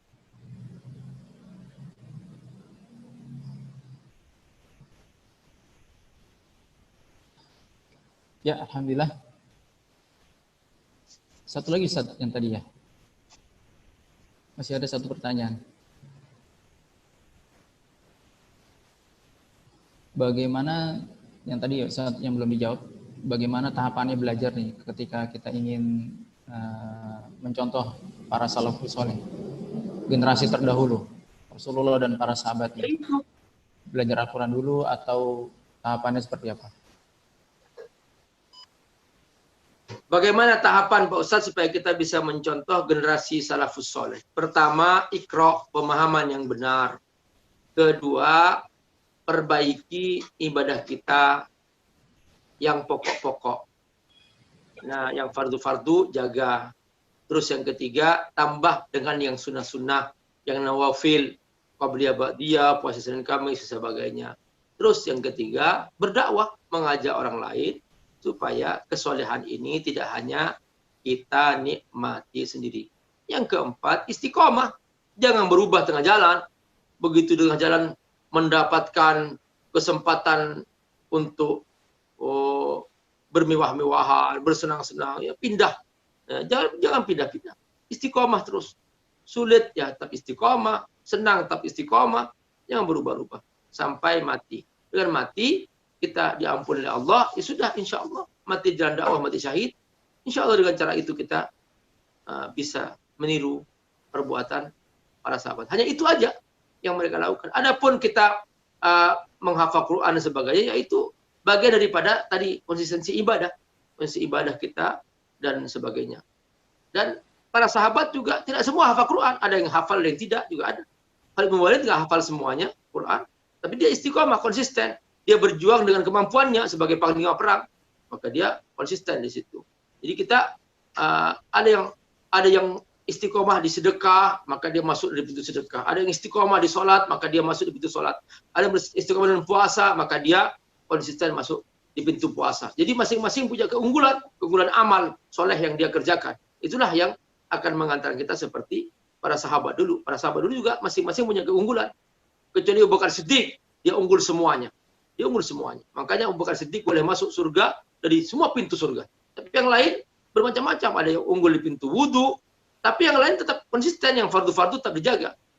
Itulah dia generasi para sahabat. Semoga Allah berkati. Alhamdulillah. Ada sharing ini dari siapa ini? Retno, Ibu Retno. Saya berdakwah lewat jualan, berdagang kue yang saya jalankan dan bertemu banyak orang, dan di situ saya berdakwah juga sesuai dengan lingkungan yang memang harus kadang kehilangan mereka gitu. Mungkin ada yang menolak dakwahnya dan sebagainya. Doakan saya tetap istiqomah ya Ustadz, karena saya berpikir masih banyak orang lain yang masih mau membeli dagangan saya. Baik, berikutnya Ustadz, bagaimana pendapat yang mengatakan lebih baik membaca Al-Quran sedikit dan memahami bacaan yang dibaca dan berusaha mengamalkannya daripada membaca Al-Quran sebanyak-banyaknya tanpa paham apa yang dibaca? Yang berikutnya, sejak kecil saya diajarkan jika selama haid itu tidak boleh membaca Al-Quran, bahkan memegangnya tidak boleh. Sekarang saya belajar dengan teman-teman yang baca Al-Quran jika sudah haid, bagaimana sebaiknya? Itu Ustaz, yang baru masuk pertanyaannya. Baca Quran sambil haid. Ketika haid.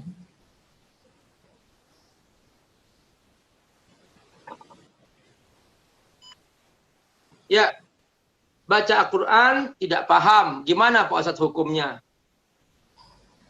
Baca Quran ibadah. Dan pahalanya besar. Hitungan pahalanya per huruf. Kullu harfin hasanah. Setiap satu huruf satu kebaikan. Yudha'af ila asyri amsalihah. Dilipat gandakan menjadi 10 kali lipat. Bal ila sab'a madhifin. Bahkan sampai 100 kali lipat. Paham atau tidak paham, dapat pahala. Yang tidak ada pahala, yang tidak baca Quran. Adapun ingin paham, maka lain lagi babnya. Bab ingin paham itu dengarkan pengajian tafsir Quran. Saya baca terjemahan Pak Ustadz. Nah, baca terjemahan pun juga belum tentu paham. Itu nggak cukup dengan terjemahan, harus ada pemahaman yang lain lagi. Gitu. Nah, makanya mencari ilmu berguru. Ya, saya pernah ketemu dengan seseorang, dia itu rajin baca terjemahan. Akhirnya salah paham dengan terjemahan itu. Kenapa? Karena dia nggak mengimbangi dengan tafsir. Harus ada tafsirnya, harus ada bacaan tafsirnya. Pemahaman terjemahan itu hanya untuk membantu makna kata per kata, itu terjemahan. Tapi untuk mendalami maksud yang sebenarnya, baca asbabun nuzul, baca tafsirnya dan sebagainya. Nah, babnya bab lain lagi, namanya bab memahami Quran. Nah, itu lebih besar pahalanya. Jadi kalau membaca saja tanpa paham, dapat pahala. Membaca dengan pemahaman lebih besar pahalanya karena dia effortnya, perjuangannya lebih besar lagi. Nah, seperti itu. Tapi dipisah antara membaca khusus dengan memahami. Misalnya dia membaca hatam setiap bulan sekali, hatam setiap bulan 2 kali. Nggak apa-apa, membaca saja tanpa memahami. Nah, kalau ingin memahami, nanti dia babnya adalah seperti misalnya setiap 1 hari 1 ayat misalnya. Baca terjemahan, baca tafsirnya. 1 hari 1 ayat, nggak apa-apa. Nah, itu waktunya panjang kalau memahami. 1 hari 3 ayat, nggak apa-apa. Nggak ada hubungannya dengan membaca. Kalau membaca, terpisah. Dia paham, nggak paham, dan pahala. Tapi kalau memahami, dia ibadah lain lagi. Ibadah mencari ilmu namanya. Kalau tidak mengerti, tanya kepada guru. Harus ada guru tempat dia konsultasi. Karena kalau hanya baca sendiri, akan mudah menimbulkan kesalahpahaman. Ketika terjadi salah paham, maka sulit diperbaiki. Nah, makanya dikatakan, mangkana ustaduhu kitabuhu, fa khata'uhu aktsar min sawabihi. Siapa yang gurunya adalah kitab, maka salahnya lebih banyak daripada benarnya. Alhamdulillah, itu pertanyaan yang sudah dijawab oleh Ustadz. Subhanallah, luar biasa. Walaupun ada pertanyaan masih di luar tema, tidak masalah. Alhamdulillah, syukur jazakumullah kepada peserta semuanya juga yang telah berpartisipasi. Ustadz, mohon doanya Ustadz. Oh iya, ini sebentar. Bang, ya. Ini ada pertanyaan terakhir tuh, tadi baca Quran dalam haid. Oh iya, satu lagi. Tetap tidak boleh. Jadi apa hukum baca Quran dalam kondisi haid? Tetap tidak boleh. La yamassuhu illal mutahharun. Jangan memaksakan diri membaca Quran dalam kondisi haid. Kalau baca Quran dalam kondisi tidak haid. Jadi sekalipun niatnya ibadah, jangan dengan cara melanggar. Jadi ibadah, tapi dengan melanggar ya nggak bisa. Kita harus konsisten. Kalau mau ibadah, jangan dengan cara melanggar. Kalau itu tidak boleh, sudah. Jadi ketika dalam kondisi haid, itu tidak boleh membaca Quran. Ya sudah. Itu sudah sepakat para ulama, nggak ada perbedaan pendapat di situ. Ya, semoga Allah berkahi. Subhanallah. Ustaz, sekalian doa penutup Ustaz untuk keberkahan kita semua Ustaz. Mohon. Baca kafaratul majlis. Subhanakallahumma wa bihamdika asyhadu an la ilaha illa anta astaghfiruka wa atubu ilaik. Allahumma adfa'al al-ghala wal waba wal bala waz zina wa zalazil mihan wa su'al fitan am baladina hadza khassah wa baladil muslimina amin bil alamin. Ya Allah, lindungi kami dari bala, dari wabah, dari corona, jaga kami semua ya Allah, beri kami kesehatan ya Allah, lindungi kami semua ya Allah, beri kami keberkahan dalam hidup kami, beri kami keberkahan dalam harta kami, dalam keluarga kami, dalam pesantren kami, dalam bersama kami Al-Quran. Semoga Allah menjaga kami semua. Wassalamualaikum Muhammad wa ala alihi wa sahbihi ajma'in birahmatika ya arhamar rahimin. Amin. Amin ya rabbal alamin. Syukran jazakumullah kepada Ustadz Amir Faisal yang telah memaparkan temanya di pertemuan kali ini.